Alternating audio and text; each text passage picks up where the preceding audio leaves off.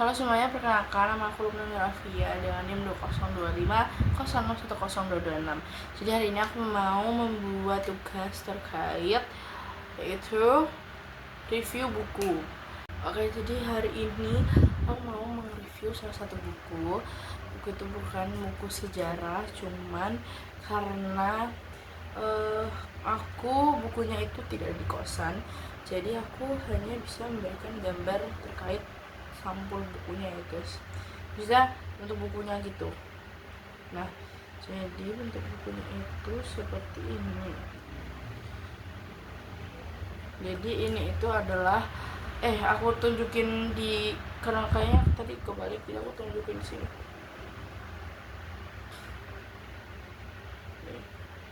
Nah, buku ini itu merupakan salah satu buku sejarah tentang tuh terjadinya pada saat kerajaan Majapahit di awal-awal era pemimpinannya Sri Jayanegara.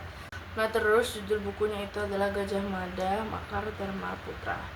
Nah, buku tersebut diterbitkan pada tahun 2002 dan itu ditulis oleh Langit Krisnaharyadi. Nah, menceritakan tentang pada masa Raja Sri Jayanegara. Nah, itu Mahapatinya saat itu belum Gajah Mada ya teman-teman. Jadi kayak kan nanti Gajah Mada jadi Mahapatinya waktu zaman Hayam Wuruk. Nah, ini sebelum Patih Gajah Mada menjadi patih, jadi Mahapatih gitu. Rakuti ini tidak sendirian ya teman-teman.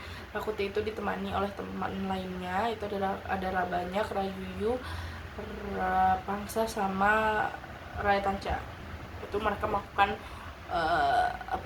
melakukan rencana makar. Apa sih kira-kira Rakuti itu dia dan kawan-kawannya tadi yang ra-raran itu, dia tuh mau makar, mau karena dia merasa yang jabatan, dia kayak ada jabatan pemerintahan dalam kerajaan itu yang harusnya dia dapatkan, gelar dia itu dia dapatkan, tapi itu tuh malah dikasih orang lain, dan dia ngerasa tuh kayak orang itu tuh nggak cocok gitu loh.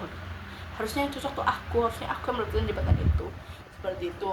Nah, terus nama orang itu tuh Lembu Anabrang. Kenapa bisa diketahui terjadi makar tadi itu, terjadi pengkhianatan itu, karena Gajah Mada tuh kayak berfirasat banyak kejadian alam, bukan kejadian alam sih, alam tuh banyak memberi tanda gitu kepada Gajah Mada kalau misalnya ada sesuatu yang tidak benar nih, seperti itu. Banyak juga kayak pesan-pesan misterius gitu yang kayak di di kayak panah, terus ada surat, kan tau gak sih kayak di film-film gitu ya, kayak gitu, kayak dia anak panahnya di anak panahnya itu di anak panahnya itu nanti ditembakkan, terus nanti ada suratnya gitu kan.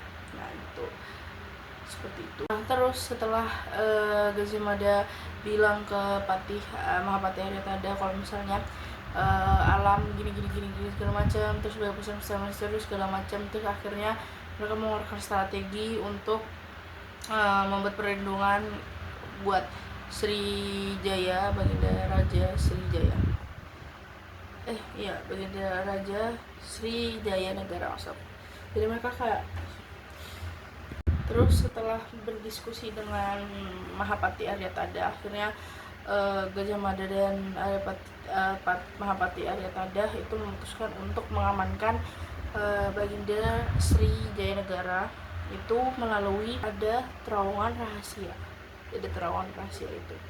Nah, terowongan rahasia itu ya teman-teman, itu tuh ya yang tahu tuh cuman Mahapati Aryatada sama Gajah Mada doang. Nah, terus setelah diskusi yang mengamankan Baginda Raja Sri Jayanegara itu, dan tibalah di puncaknya saat para pengkhianat akhirnya jebol masuk, pokoknya memperak-perak gandakan memperak-perak gandakan istana. Terus pokoknya posisinya saat Rakuti dan kawan-kawannya tiba di istana itu, Baginda Raja Sri Jayanegara itu diamankan tadi guys di dalam terowongan yang tadi saat. Terus ya udahlah tuh akhirnya perang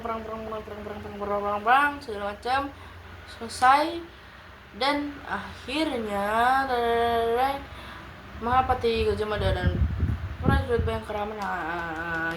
Jadi si Rakuti tadi mati, banyak mati, Rayuyu mati, terus Rapangsa mati.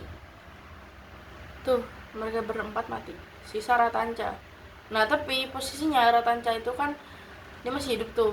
Tapi dia udah nyerah gitu loh, guys. Akhirnya Mahapati Gajah Mada dan prajurit Bayangkara menang.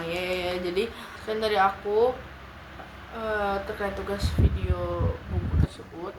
Wassalamualaikum warahmatullahi wabarakatuh.